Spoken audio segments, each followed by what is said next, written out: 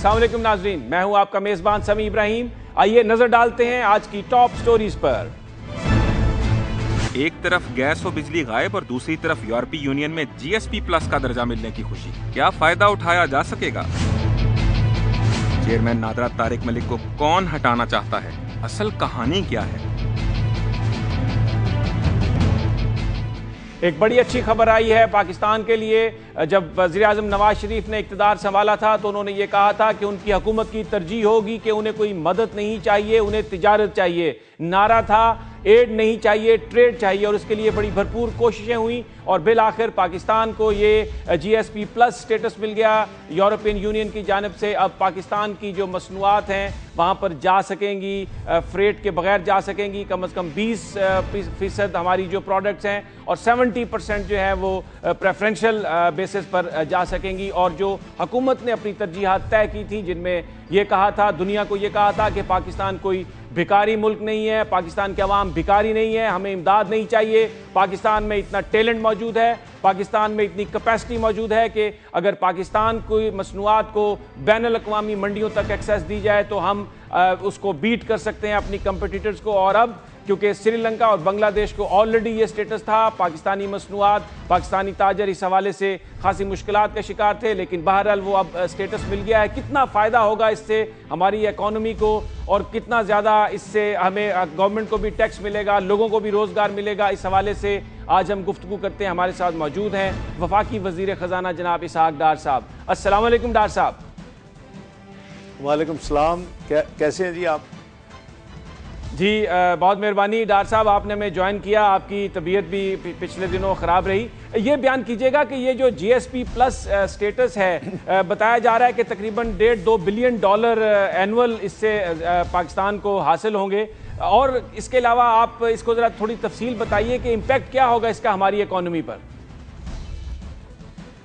समी साहब, इसमें जीएसपी स्टेटस के लिए हमारी हुकूमत पिछले 5-6 महीने से कोशिश कर रही थी, और इसके मुख्तलिफ स्टेजेस होती हैं। एक तो आपको यूनाइटेड नेशन की 27 कन्वेंशन है जिसको मीट करना होता है, वो पाकिस्तान मुकम्मल कर चुका था। और सबसे पहले यूरोपियन यूनियन कमीशन, यानी उनकी ब्यूरोक्रेसी जो है, एस्टेब्लिशमेंट, वो इसको अप्रूव करती है। वो कोई 2-3 महीने पहले जब प्रोसेस शुरू हुआ, अप्रूव हुआ, उसके बाद जो उनके प्रेसिडेंट हैं उनकी मीटिंग मियां नवाज शरीफ साहब से न्यूयॉर्क में हुई। मैं उस मीटिंग में मौजूद था यूनाइटेड नेशन जनरल असम्बली के वक्त। और तीसरी स्टेज जो है उसके बाद एक कमेटी की थी। कुछ ममालिक हमें बड़ी विगरसली अपोज कर रहे थे, और हमें यानी डिप्लोमेटिक फ्रंट पे भी हमें बहुत ज़्यादा एफर्ट्स करनी पड़ी, क्योंकि उनकी कोशिश थी। जाहिर है कि आपके कंपेटिटर्स हैं, मैं नाम नहीं लूँगा, मुनासिब नहीं है। कुछ हमारे नेबरिंग कंट्रीज भी थी, कुछ यूरोपियन कंट्रीज भी थी जो कि नहीं चाहती थी कि पाकिस्तान को ये स्टेटस मिले। उसकी वजह ये है कि हमारी जो गारमेंट्स हैं उसके ऊपर करीबन 9.6%, और हमारी जो बाकी फैब्रिक्स वगैरह है उसके ऊपर 6.4% ड्यूटी लगती है। जब हम जीएसपी स्टेटस अल्हम्दुलिल्लाह जब हमें मिला है, और यूरोपियन यूनियन पार्लियामेंट जो है उन्होंने इसको यानी वहाँ अगर कोई मूव ना होती तो 1 जनवरी 2014 से ये ऑटोमेटिकली अब हमें मिल जाना था, लेकिन उसके खिलाफ रेजोल्यूशन पेश की जाती है जो हुई कि जी पाकिस्तान को ना मिले। तो आपने देखा कि अल्हम्दुलिल्लाह बहुत बड़ी हैवी मेजॉरिटी के साथ उन्होंने उसको रिजेक्ट किया, जिसका मतलब है पाकिस्तान को मिलना चाहिए। तो 1 जनवरी 2014 से अब पाकिस्तान को जो एक्सपोर्ट्स हैं उसके ऊपर जीएसपी प्लस के तहत कोई ड्यूटी नहीं लगेगी, जिसका मतलब है कि दूसरी तरफ जो इंपोर्ट करने वाले हैं, पाकिस्तान के एक्सपोर्टर्स से जो माल खरीदेंगे, उनको ड्यूटी नहीं पे करनी पड़ेगी, तो उनको चीज़ें सस्ती यानी लैंडेड कॉस्ट सस्ती होगी। और आप जो वो ममालिक जिनके साथ कम्पीट कर रहे हैं, जो आपको रोकना चाहते थे, एक तो अब वो आपको इंशाल्लाह वो नहीं रोक सकेंगे। दूसरा इसका फ़ायदा ये होगा कि करीबन हमारा एस्टीमेट है, हमें एक छोटे से वक्फे के लिए मिला था जीएसपी प्लस के बेनिफिट्स 2002-2005 में, और उस पीरियड के दौरान आपकी जो एक्सपोर्ट्स थी करीबन $2.25 अरब बढ़ गई थी। तो इस वक्त हमारी यूरोपियन यूनियन को टोटल एक्सपोर्ट्स जो हैं वो $6 बिलियन हैं, जो कि करीबन 1.5 से $2.25 बिलियन उसमें इजाफा इंशाल्लाह आसानी से होगा। जाहिर है कि जब ये चीज़ें ज़्यादा बिकेंगी और ये एक्सपोर्ट ज़्यादा होंगी तो ऑटोमेटिकली आपकी इंडस्ट्री जो है वो ज़्यादा एक्टिव होगी, इंडस्ट्रियल ग्रोथ ज़्यादा होगी, उसमें एम्प्लॉयमेंट की अपॉर्चुनिटीज ज़्यादा होंगी, लोग ज़्यादा, क्योंकि टेक्सटाइल इंडस्ट्री एक ऐसी है जो लेबर ओरिएंटेड है, जिसमें रोज़गार यानी ह्यूमन एलिमेंट बहुत ज़्यादा है, उसमें बहुत ज़्यादा लोग काम करते हैं और पाकिस्तान को ये इकॉनमी को बहुत फ़ायदा होगा। इसके साथ हमारे फॉरेन एक्सचेंज रिजर्व में फ़ायदा होगा, क्योंकि ये जो हमारी एक्सपोर्ट्स के जो $1.5-2 बिलियन इंशाल्लाह हमें एक्स्ट्रा मिलेंगे, उससे हमें बहुत सपोर्ट मिलेगी, क्योंकि हुकूमत जो है वो इसी के ऊपर काफ़ी देर से काम कर रही थी। लेकिन अल्लाह का शुक्र है कि मियां नवाज शरीफ की क़यादत में जो एफर्ट्स हुई उसका अल्लाह ताला ने पाकिस्तान को ये अच्छी खुशखबरी दी और 1 जनवरी 2014 से इंशाअल्लाह ये काम पाकिस्तानी एक्सपोर्टर्स के लिए बहुत ही खुशाइन साबित होगा। अच्छा डॉक्टर साहब, एक बिल्कुल ये बड़ी अचीवमेंट है, इसमें कोई शक नहीं, और बड़ा इसमें एक्साइटमेंट भी है। आज जो मंडी थी उसमें कॉटन की जो है वो भी प्राइस में इजाफा हो गया और बड़ी हलचल नज़र आई। ये बयान कीजिएगा कि कुछ लोगों का ये कहना है कि हमारी जो प्रिपरेशन है पावर सेक्टर में वो इतनी ज़्यादा नहीं है और जिसकी वजह से शायद इंडस्ट्री इतनी तेज़ी से काम ना कर सके। उस हवाले से भी आपकी हुकूमत कोई सोच रही है ज़्यादा उसको बूस्ट करने के लिए, ताकि जो ऑर्डर्स मिले उनको मीट करने के लिए इंडस्ट्री कारखाने चल सकें? मैं समझता हूं कि हमें समी साहब इंडस्ट्री को फुल फ्लैज सपोर्ट करनी चाहिए और कर रहे हैं। सबसे पहले जो हमने सर्कुलर डेट 503 अरब का जो था, जिसको हमने ज़ीरो किया आते ही 45 दिन में, तो उसके नतीजे में 1700 मेगावाट ज़्यादा यानी हमें बिजली मुहैया हुई। वो ज़ाहिर है कुछ डोमेस्टिक सेक्टर में गई, कुछ इंडस्ट्रियल सेक्टर में गई। अब आप अगर 2012 का पहले 3 महीने देखें, यानी जुलाई, अगस्त, सितंबर 2012 लास्ट ईयर, तो आपकी जो इंडस्ट्रियल ग्रोथ थी वो ना होने के बराबर थी या नेगेटिव थी। ये जो आपके पहले 3 महीने गुजरे हैं, जुलाई 2013, अगस्त 2013 और सितंबर 2013, 30 सितंबर तक, अल्लाह के फजल करम से आपकी लार्ज स्केल मैन्युफैक्चरिंग, आपकी इंडस्ट्री और आपकी स्मॉल स्केल जो इंडस्ट्री है, इस तकरीबन एवरेज 7% ग्रो किया है। और उसी वजह से पाकिस्तान की GDP, जो हम सब कहते हैं कि जब तक ये 6-7% पे नहीं जाएगी, पाकिस्तान में ना नौकरियां मिलेंगी, ना पाकिस्तान में मुआशी तरक्की होगी, ना पाकिस्तान में रोज़गार के मौके होंगे, ना पाकिस्तान में टैक्स बढ़ेगा, ना पाकिस्तान में GDP बढ़ेगी। तो ये पहला क्वार्टर हमने जो ख़त्म किया है उसमें हमारी जो पिछला साल था 2.9% GDP ग्रोथ थी, वो अल्लाह के फजल से 5% हुई है। अच्छा, अब आपने जो सवाल किया, डॉक्टर साहब बड़ी इंपॉर्टेंट बात आपने कही है। डॉक्टर साहब मैं बड़ी इंपॉर्टेंट बात आप कर रहे हैं। एक ब्रेक का टाइम है, मुख्तसर सी ब्रेक, और यहीं से गुफ्तगू का सिलसिला शुरू करते हैं। एक मुख्तसर सी ब्रेक।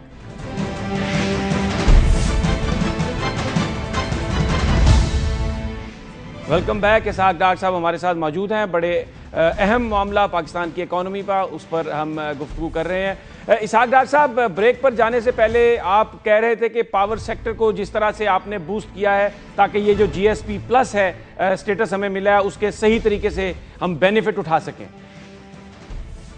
जी, मैं अर्ज कर रहा था कि मैंने एक्सप्लेन किया कि 1700 मेगावाट का इजाफा हो चुका है और उसका असर भी नज़र आ गया कि पहले क्वार्टर में इंडस्ट्रियल ग्रोथ में 7% इजाफा हुआ है। लेकिन मैं ये अर्ज कर रहा था कि हमारा फ्यूचर प्लान क्या है। हमारा फ्यूचर प्लान ये है कि पाकिस्तान में करीबन 70% से ज़्यादा 23-24 रुपए पर यूनिट की बिजली पैदा होती है फर्नेस ऑयल के ऊपर, और इसको हम अफोर्ड नहीं कर सकते पाकिस्तान में। इसलिए हमारी हुकूमत ने, मियां नवाज शरीफ साहब ने यह फैसला किया है कि आइंदा हम जितने प्रोजेक्ट्स लगाएंगे उसमें हम हाइडल प्रोजेक्ट होंगे जो सस्ते बिजली पैदा करते हैं, या हम कोयले के बेस के ऊपर बिजली पैदा करने वाले प्रोजेक्ट लगाएंगे, या हम फिर इसी तरह solar, bagasse, biomass, civil nuclear, इस तरह की बिजली पैदा करेंगे ताकि आने वाले सालों में जो आवाम के ऊपर बोझ ना डले। और ये जो हमारी एवरेज कॉस्ट 15-16 रुपए थी और जिसकी वजह से हमें जो सेल प्राइस 9 रुपए थी और इतना बड़ा हर साल हमें 500-600 अरब की सब्सिडी देनी पड़ती थी, उसके लिए सबसे पहली खुशखबरी आपके जरिए ये है, शायद आपने नोट फरमाई हो, कि बहुत अपोजिशन हो रही है इंटरनेशनली के कोयले के बुनियाद के ऊपर नए कारखाने ना लगाए जाए बिजली पैदा करने के। लेकिन पाकिस्तान ने अपना मुकदमा लड़ा। हम कई महीने से मुकदमा लड़े थे। मियां नवाज शरीफ जब अमेरिका गए अभी रिसेंटली, उसमें भी जब वर्ल्ड बैंक की मीटिंग हुई, उसमें भी UN की मीटिंग में भी हमने कहा जी कि हम तो सिर्फ 2% भी बिजली कोयले से पैदा नहीं कर रहे। और वो ममालिक जो चाहते हैं कि बिजली पैदा ना करे कोयले से, अमेरिका है, चाइना, इंडिया, ये लोग सब 50-60% बिजली पैदा कर रहे हैं। तो ये कैसे चलेगा काम? हमें, हमारी तो जरूरत है, हमारी तो थर कोल भी आने वाला है, हम उस पर भी बिजली पैदा करेंगे। तो अल्लाह के फजल से मैं समझूंगा, मैं अर्ज करूंगा कि आप देखें कि आपने एशियन डेवलपमेंट बैंक ने अभी पीर वाले दिन इसी हफ्ते हमें एक खुशखबरी दी कि 75% के साथ दुनिया के बड़े ममालिक की अपोजिशन के बावजूद आपको पाकिस्तान को जामशोरो का जो प्रोजेक्ट है 1320 मेगावाट का, उस प्रोजेक्ट को मंजूरी हुई और उसके लिए $900 मिलियन यानी 90 करोड़ डॉलर का लोन मंजूर हुआ। और इंशाल्लाह इसका सिर्फ यह काम नहीं खत्म होगा, ये अब आगे 6600 मेगावाट जो है गडानी जो प्राइम मिनिस्टर साहब ने अनाउंस किया हुआ है, उसके लिए आपको अब कोई इंशाल्लाह रोक नहीं सकेगा। आपने जो 4 प्रोजेक्ट्स प्राइवेट सेक्टर में है, जो आपने सर्कुलर डेट क्लियर किया, तो हमने उनको राजी किया कि आप फर्नेस ऑयल से निकल के कोयले पे चले जाएं। वो 4 प्रोजेक्ट्स हो सकेंगे। तो हमारा इस वक्त जो बिजली की शॉर्टफॉल है करीबन 4000 मेगावाट है। हमने पहले अपने 4 साल में करीबन 8000 से ज्यादा मेगावाट पैदा करने के मंसूबे पे हम काम कर रहे हैं। हमारा नंदीपुर पूरी तरह काम कर रहा है, 425 मेगावाट जो बंद था। हमारा 9,069 मेगावाट नीलम जेलम जो बंद था उस पर काम हो रहा है 2016 तक। ये दोनों प्रोजेक्ट्स आपके गडानी प्रोजेक्ट्स, आपका इंशाल्लाह जामशोरो, आपके ये जो इस वक्त कासा पे काम हो रहा है। तो हम सरप्लस या ज्यादा जो डिमांड होगी इंडस्ट्री की उसको भी मीट कर सकेंगे। लेकिन हमारा और लॉन्ग टर्म में ये जी ये तो इसहाक डार साहब यकीनन ये आपने बड़ी एक ये खुशखबरी की बात बताई है कि जो पूरी दुनिया में इस वक्त ये कहा जा रहा है कि कोयले से बिजली ना पैदा की जाए क्योंकि उससे माहौल को खतरा होता है। लेकिन अगर जामशोरो के लिए मंजूर कर लिया एशियन डेवलपमेंट बैंक ने तो यकीनन ये एक आपकी बहुत बड़ी अचीवमेंट है। मैं एक और इशू की जानिब आपकी कुछ कमेंट चाहूँगा। कुछ खबरें मीडिया इस तरह से रिपोर्ट हो रही थी फॉरेन एक्सचेंज रिजर्व के हवाले से कि जो फॉरेन एक्सचेंज रिजर्व हैं ये सिर्फ 2 अरब और 90 करोड़ डॉलर तक रह गए हैं। ये बयान कीजिएगा कि असल सूरत हाल है क्या इस वक्त और क्या आप फोर्सी करते हैं?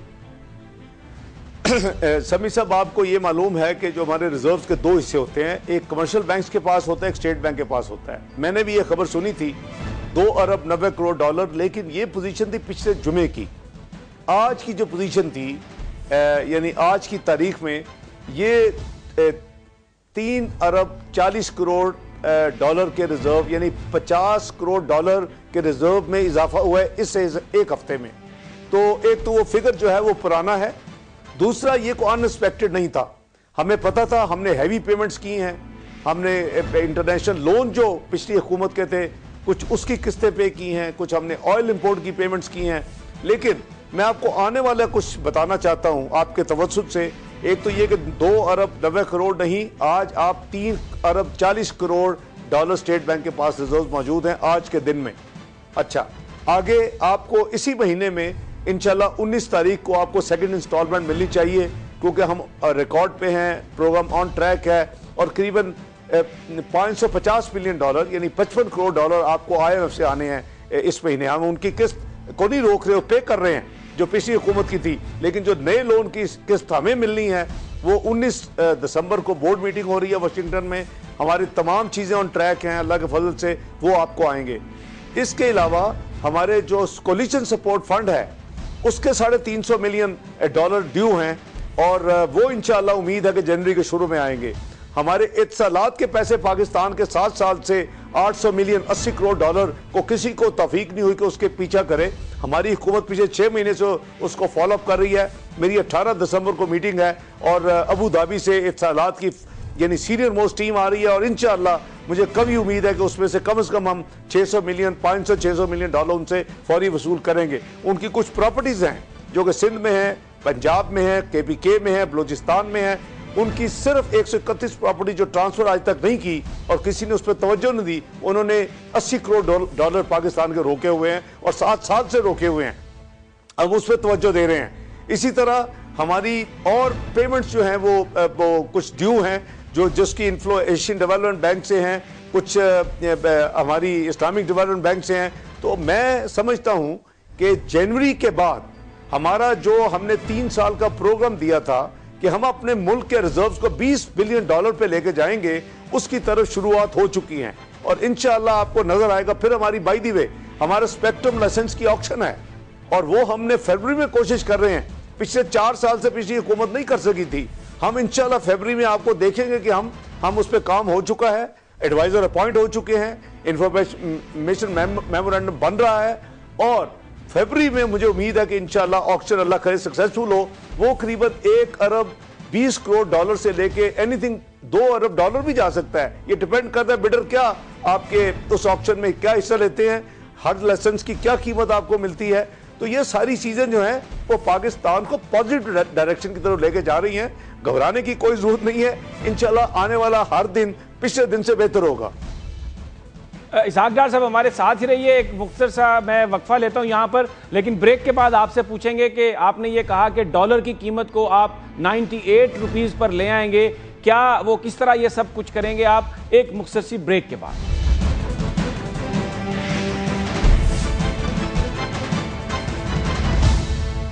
Welcome back. हम गुफ्तगू कर रहे हैं वफाकी वजीर खजाना जनाब इसहाक डार साहब से और पाकिस्तान की इकॉनमी के हवाले से बात हो रही है। एक बड़ी अच्छी खबर दी उन्होंने कि पूरी दुनिया में कोयले से बिजली पैदा करने को डिस्करेज किया जा रहा है क्योंकि उससे माहौल में बड़ा फ़र्क पड़ता है। लेकिन पाकिस्तान इस ज़बरदस्त मुखालफत के बावजूद जाम शोरों में कोयले से बिजली पैदा करने के प्रोजेक्ट को मंजूर कर लिया गया है और एशियन डेवलपमेंट बैंक इसकी 75% फाइनेंसिंग भी करेगा। बहुत बड़ी अच्छी खबर है क्योंकि कोयले से बिजली सस्ती पैदा होती है। डॉक्टर साहब ब्रेक पर जाने से पहले मैं ये जानने की कोशिश कर रहा था आपसे कि आपने ये कहा कि जो डॉलर है उसकी प्राइस को आप कम करेंगे, 98 रुपीस पर ले आएंगे। बहुत सारे लोगों का ये ख्याल है कि क्योंकि अब स्टेट बैंक इंटरवीन नहीं करता, कोई एक अंडरस्टैंडिंग है शायद आलमी मालियाती इदारे से, तो ये डॉलर की प्राइस ऊपर जाएगी आने वाले दिनों में। समी साहब 2-3 चीजें इसमें क्लैरिफिकेशन उसकी जरूरत है। एक तो ये तो बिल्कुल बजा आपने फरमाया कि स्टेट बैंक बिल्कुल इंटरवेंशन नहीं करता। दूसरा ये जो आपने फरमाया कि कीमत शायद ऊपर जाने की एक्सपेक्टेशन है। और तीसरी बात आपने ये फरमाई कि मैंने कहा है कि 98-99 पे ले आऊँगा। मैंने एक इंटरव्यू में ये कहा था कि 98-99 की तरह इंशाअल्लाह पाकिस्तान का रुपया जो है इसकी कदर बेहतर होगी और ये डॉलर के मुकाबले में ये नीचे आएगा। तो 98-99 में आपको याद होगा कि मैक्सिमम इसने 67 रुपीज़ क्लोज किया था सितंबर 98 में और उस वक़्त हमारे ऊपर पाबंदियां लगी हुई थी पाकिस्तान में और स्टेट बैंक इंटरवीन भी कर सकता था। बहरहाल मैं फाइनेंस मिनिस्टर था और हमने जब नवंबर में, तो उस दौरान हमने ये सारा का सारा जो एक्शंस लिए उसके नतीजे में अल्लाह के फल से मई 99 तक यानी विद इन 4-5 मंथ्स ये 52 पे आ गया था और फिर उस पर स्टेबल रहा ये और बाइंग पे खरीद और फरोख्त का फर्क 20 पैसे था। अब चंद दिन पहले ये करीबन 111 टच किया था। आपको याद होगा 107, 70, 80, 110 रुपए 80 पैसे के करीब। तो ये कुछ चंद लोग हैं जो के स्पेकुलेटर जिनको मैं कहता हूं, जिनको मुल्क की कोई परवाह नहीं है, जिनको ये समझ नहीं है कि 1 रुपए की डिवैल्यूएशन जो है उनको तो शायद चंद करोड़ या 2-4 अरब बना देगी, लेकिन पाकिस्तान का 1 रुपए की डिवैल्यूएशन के साथ 70 अरब रुपए का नुकसान होता है। हमारा कर्जे का हुजम बढ़ जाता है। हम टैक्सेस डॉलर में तो इकट्ठे नहीं करते, हम वो डॉलर खरीदते हैं। तो इसलिए हमने जो कि हमारे लीगल डोमेन में है, हम देख रहे हैं मसलन एक्सपोर्टर अपने पैसे नहीं ला रहे थे इसी उम्मीद से, और उसमें मैं समझता हूं कि कोई काफी हद तक कुछ जो सूडो इंटेलेक्चुअल है उनका भी रोल है। वो लिखते हैं, वो कहते हैं जी 114 का होगा, 112 का होगा, 124 का होगा। एक मैं आपको यकीन दहानी कराना चाहता हूं कि मैं मशहूर हूं कि मैंने अल्हम्दुलिल्लाह 98-99 में भी वज़ीर फाइनेंस में से कोई डिक्टेशन नहीं ली थी। उनको जरूरत नहीं हुई कि मेरे साथ डिवैल्यूएशन का लफ्ज यूज करने में भी, मैं आपको हल्फन कहता हूं, मेरे साथ किसी ने ये नहीं कहा। पुराने तमाम फाइनेंस मिनिस्टर से पाकिस्तान को डेवलपिंग मुल्कों से वो मांगते हैं कि जी अब 6 रुपये डिवैल्यू करें, अब 8 रुपये डिवैल्यू करें, अब 10 रुपये करें। मैं नोन हूं कि मैं डिवैल्यूएशन का दुश्मन हूं। अगर नेचुरल कोर्स में कोई करेंसी का होती है तो वो और बात है, लेकिन डिक्टेटेड डिवैल्यूएशन या स्पेकुलेटर्स जो हैं चंद लोग, ये हम बर्दाश्त नहीं करेंगे। तो करेक्टिव मेजर्स हमने लिए हैं। हमने अल्लाह के फजल से मॉनिटरिंग की है, हमने देखा है कि कौन से एक्सपोर्टर हैं और जो अपने पैसे वापस नहीं ला रहे, हमारे पास सारा मैकेनिज्म मौजूद है। हमने वो जो मैंने अर्ज किया था कि 98 99 की तरफ अल्लाह ताला वो उस मेरे भाई एंकर पर्सन है, आपके दोस्त हैं, उन्होंने कह दिया ये 98 99 पे लाएंगे। मैं वैसे ये तवक्को करता हूँ कि 100 के इर्द गिर्द जब हम आए थे तो था, वो बड़ी फेयर वैल्यू है, उसे उसके करीब आना चाहिए। लेकिन यू नेवर नो कि अगर हम अगले चंद महीनों में इंशाल्लाह रिजर्व बिल्ड करते हैं और पाकिस्तान की इकोनॉमी और ज्यादा बेहतर परफॉर्म करती है तो शायद ये 100 से नीचे वाकई अल्लाह करे चला भी जाए। लेकिन मैं समझता हूँ कि रियलिस्टिक वैल्यू 100 रुपए के करीब है। ये स्पेकुलेटिव था सारा, और आपने देखा कि करीबन 4 पे नीचे आ चुका है। ये करीबन 4 पे अब आज 107 15-20 पैसे के करीब क्लोज हुआ है। और इंटरबैंक मार्केट और ओपन मार्केट में जो फर्क था 1.5 रुपए का, वो अब चंद पैसों का फर्क रह गया है। अब इंशाल्लाह इसकी फर्दर इंप्रूवमेंट होगी। और जैसे आप देखें स्टॉक मार्केट में जब अब हमने इलेक्शन जीता था और आज तक ये करीबन 25% उसमें ग्रोथ आई है, इजाफा हुआ है। अगर आप रुपी टर्म्स में देखें तो उसकी जो कैपिटलाइजेशन है तमाम कंपनीज की, उसमें 22% का इजाफा हुआ है, यानी गेन हुआ माशाल्लाह। और अगर डॉलर टर्म्स में भी देखें तो इन 6 महीनों से कम अरसे में उसमें 11% का इजाफा हुआ है। और पाकिस्तान को जो इंटरनेशनल अदारे थे, जो मूडीज था, SMP था, जो कहते थे Pakistan is negative outlook country, आज वो कहते हैं पाकिस्तान पॉजिटिव आउटलुक कंट्री। आपका जो ओवरसीज चेंबर ऑफ इन्वेस्टर्स जी डॉक्टर साहब, मैं ये जानना चाहूंगा, बड़ा आपने बड़ी वजाहत से आज बयान किया, आपकी तरजीहात और अचीवमेंट भी यकीनन उनमें से जो आपने पूरे उस हवाले से कौम को एतमाद में भी लिया। लेकिन बहुत सारे लोग ये बात करते हैं कि भले ये सारे इकदाम सही होंगे और शायद आने वाले दिनों में मईशत और भी बेहतर उसकी तरफ जाएगी, लेकिन इस वक्त जो एक आम आदमी का जो मसला था, जो वोटर था PML नून का, जो ये समझता था कि अगर मियाँ साहब इक़्तिदार में आएंगे तो उन्हें रिलीफ मिलेगा, वो उस हवाले से बहुत ज़्यादा परेशान है। और जो उसकी वजह से आम आदमियों में जो पाकिस्तान मुस्लिम लीग की साख है वो बहुत बुरी तरीके से मुतासर हुई है। और जो इंतखाबात हुए उनमें भी उसका देखने में आया ट्रेंड के मुस्लिम लीग नून को इतने वोट नहीं मिले। ये जो एक सियासी असरात हैं आपकी जमात पर इन इक़्तिसादी पॉलिसियों की वजह से, जो भले मुस्तकबिल में जाकर पाकिस्तान के लिए बेहतर होंगी, उसके हवाले से आप कैलकुलेशन करते हैं चीज़ों की, कुछ उस पर कॉमेंट करेंगे? जी समी साहब, मैं समझता हूँ आपने बिल्कुल बजा फरमाया कि हमें एक पॉलिटिकल इसकी प्राइस पे करनी पड़ी है। लेकिन चॉइस क्या है कि क्या हम माजी की तरह वही काम करते कि मईशत को ऑटो पे चलने देते, नोट छाप छाप कर पाकिस्तान के कर्जे जो कि हमने 3,000 अरब पे छोड़े थे आज से 14 साल पहले, आज 14,500 अरब पे पहुंच चुके हैं, कि हम पाकिस्तान इस तरह चलाते? यानी 52 साल का जो कर्जा था 47 से 99, हमारा नहीं सिर्फ, वो 2,946 अरब था। मुशर्रफ साहब ने जाने तक उसको 6,500 अरब पे पहुंचा दिए इस मुल्क के कर्जे को। और आज पिछली हुकूमत जब छोड़ के गई है 5 साल में तो 14,500 अरब पे छोड़ के गई है। एक दूसरा ये है कि मैं तो समझता हूं कि आईनी तरमीम होनी चाहिए, और मैं इसको बिल्कुल परसू करूंगा कि निगरान हुकूमत जो है वो आने वाली कोई भी हुकूमत हो, हमारी हो या किसी और की हो, उसको एक क्लीन स्लेट हैंड ओवर करे। पाकिस्तान की इकोनॉमी में उस वक्त कोई चीज पेंडिंग ना हो जो कि अदा करने वाली है, या कोई चीज ऐसी ना हो कि जिसका फैसला हो चुका हो, आप कमिटमेंट कर चुके हो और आप उस पर अमल दरामद बाकी जो है वो नई हुकूमत पे छोड़ दें। मैं आपको गिनवाता हूं, जो बिजली की कीमत में 6 रुपए इजाफा हुआ है, ये पिछली हुकूमत ने, ये केयर टेकर हुकूमत ने, नेपरा ने अवार्ड किए हुए थे। केयर टेकर हुकूमत ने अप्रैल 2013 में ये वाशिंगटन में कमिट किया था कि हमारा जो सर्कुलर डेट है, हम चूंकि 600 अरब साल का नहीं दे सकते, इसको हम पास करेंगे एक, और सब पे पास करेंगे। उन्होंने नहीं किया। समरीज अप्रूव की मेरे पास कॉपीज मौजूद हैं। चूंकि 2381 अरब का हदफ था टैक्स इकट्ठे करने का 2012 2013 का, और उसमें सिर्फ 1936 अरब इकट्ठे हुए। इन्होंने अप्रैल 13 में यह तय किया कि जनाब हम 0.75% टैक्स लगाएंगे नए GDP के, जिसका मतलब है 200 अरब के टैक्स लगेंगे, वो हमें करने पड़े आके। ये वो चीजें समरीज मौजूद हैं, ये प्रेसिडेंसी तक, ऐवान सदर तक समरीज गई, ये प्राइम मिनिस्टर ने भेजा निगरान ने। ये चीजें हमने अपने ऊपर ले ली कि ये काम अगर करने हैं तो चले हम करते हैं। गर्दिशी कर्जे क्या थे? ये साफ करके जाते, पे करते। ये जब ये तीनों चीजें होनी थी और फिर उन्होंने रेवेन्यू, जैसे मैंने कहा कि साहब मैं रोकूंगा, मैं आपको रोकूंगा इसलिए कि मेरे पास वक्त ख़त्म हो गया है। बहुत तफसील से आपने बयान की और ये आपका पॉइंट बड़ा एक वैलिड पॉइंट है कि केयर टेकर्स ने जो कुछ किया उस हवाले से आने वाली हुकूमत पर उसके बहुत ज़्यादा असरात हुए। यहाँ पर हम लेते हैं एक ब्रेक और ब्रेक के बाद हम बात करेंगे। आज इस्लामाबाद हाई कोर्ट में चेयरमैन नादरा तारिक मलिक के बरतरफी के मुकदमे की समाअत हुई। उनके वकील बाबर सत्तार से जानेंगे कि अब आगे क्या होगा, लेकिन एक मुख्तसर सी ब्रेक के बाद।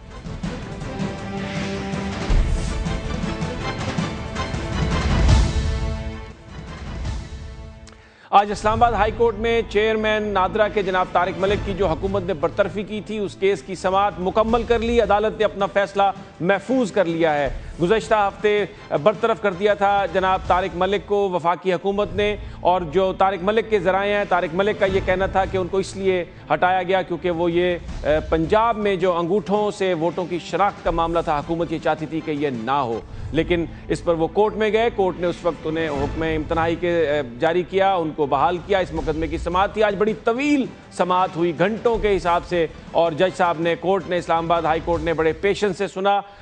इस वक्त हमारे साथ मौजूद हैं तारिक मलिक के वकील जनाब बाबर सत्तार साहब। उनसे जानते हैं कि अदालत में क्या हुकूमत ने तौजीह पेश की बिलाखिर, और अब आज जो फैसला आज का जो है उसमें तो हुक्म इम्तनाही को बरकरार रखा गया है, और जब तक तफसीली फैसला ये अदालत नहीं सुना देती उस वक्त तक तारिक मलिक साहब बतौर चेयरमैन नादरा काम करते रहेंगे। अस्सलाम वालेकुम जनाब बाबर सत्तार साहब। अस्सलाम वालेकुम सर। बाबर साहब, बड़ी तवील आज हेयरिंग थी, घंटों के हिसाब से आपने भी दलाइल दिए, अकरम शेख साहब ने भी, ब्रिगेडियर रिटायर्ड जाहिद अख्तर के जो वकील हैं उन्होंने भी दलाइल दिए। ये बयान कीजिएगा कि हुकूमत क्या आज कहना चाह रही थी, क्या उन्होंने बेसिस क्या बनाई? उनकी कॉन्ट्रडिक्टरी सी पोजीशन थी जी। पहले तो पोजीशन उन्होंने ये ली हुई थी कि कॉन्ट्रैक्चुअल एम्प्लॉई है, ऑल्दो चेयरमैन नादरा एक स्टैट्यूटरी अपॉइंटमेंट है और कानून में लिखा हुआ है कि 3 साल की मुद्दत होगी और मिसकॉन्डक्ट के अलावा निकाल नहीं सकते। तो उन्होंने कहा कॉन्ट्रैक्चुअल एम्प्लॉई है, हमने कॉन्ट्रैक्ट में लिख के दे दिया था कि 1 महीने के नोटिस पे निकाल सकते हैं। पहले तो ये वजह थी। फिर जो उन्होंने अपना लेटन जवाब दाखिल किया उसमें उन्होंने और बातें लिखी। उन्होंने कहा इनकी अपॉइंटमेंट ठीक नहीं हुई थी, पिछली हुकूमत ने इन्हें लगाया था और ये बेनज़ीर के बड़े करीब थे।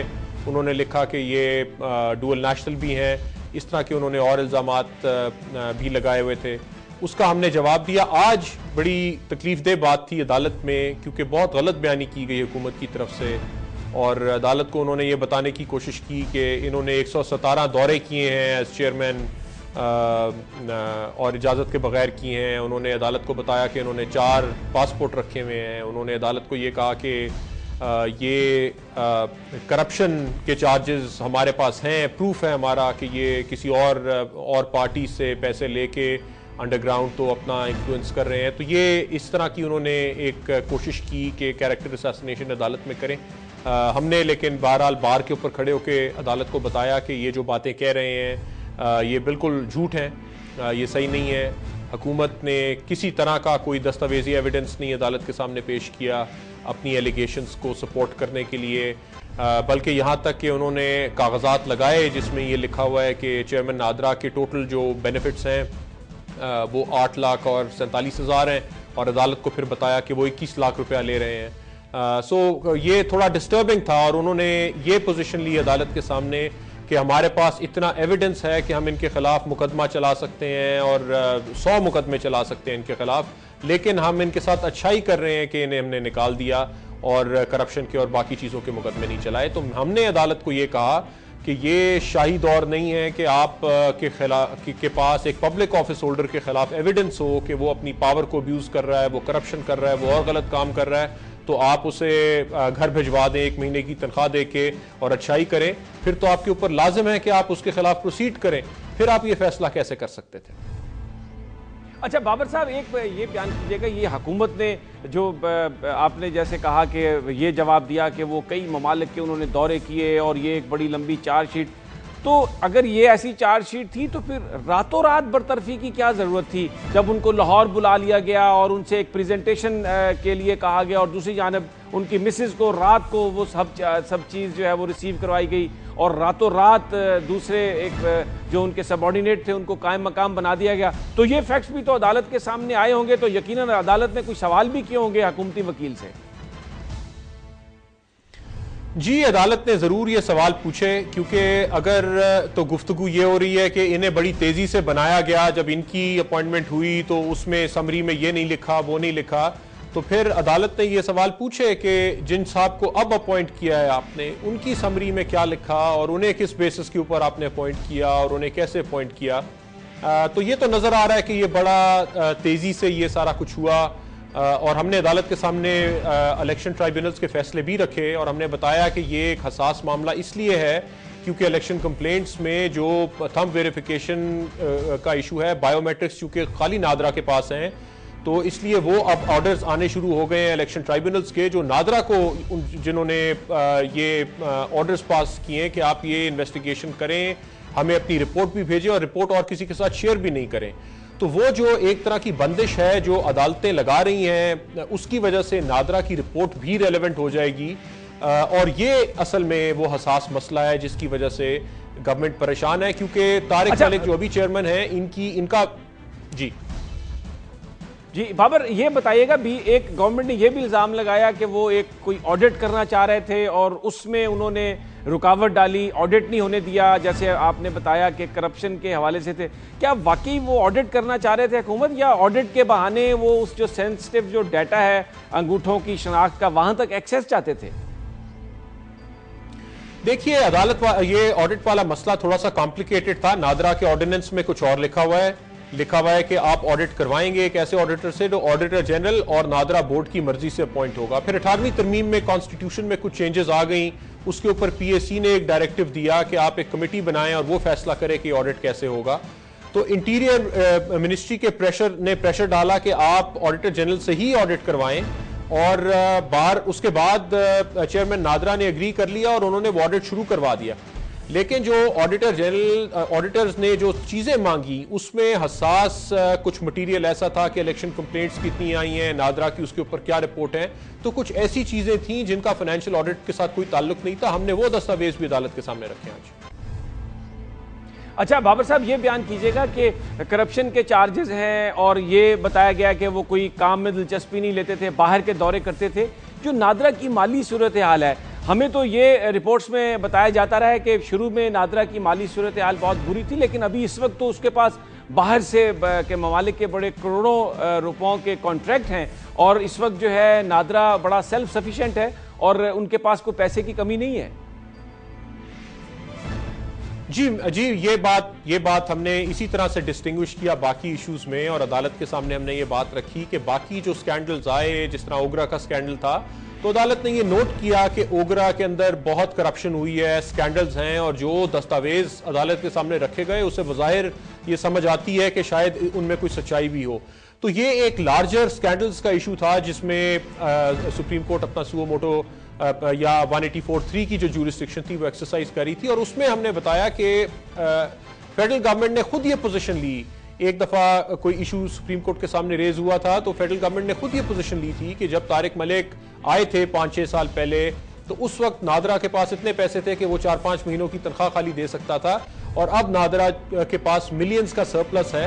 और बहरहाल नादरा ने इंटरनेशनल कॉन्ट्रैक्ट्स जो हैं वो बिड करके बाकी 30-32 मुल्कों के साथ कंपीट करके, अभी जिस तरह श्रीलंका वाला जीता या यूके के साथ कर रहे हैं, बाकी मुल्कों के साथ कर रहे हैं, तो नादरा एक ऐसी पब्लिक सेक्टर ऑर्गेनाइजेशन है जिससे हम प्राउड भी हैं। आप अगर अपना आईडी कार्ड बनवाने चाहते हैं तो फिर भी आपको समझ आती है कि नादरा कैसे काम कर रहा है, बाकी सरकारी इदारे कैसे काम करते हैं, और अगर फाइनेंशियल हालत देखें तो उससे भी समझ आती है। फिर जितने काम नादरा ने अभी तक किए, कभी ये नहीं हुआ कि जो डाटा है लोगों का वो कॉम्प्रोमाइज हुआ हो, ऐसा कोई स्कैंडल नहीं आया, कोई प्रोक्योरमेंट स्कैंडल नादरा के हवाले से सामने नहीं आया।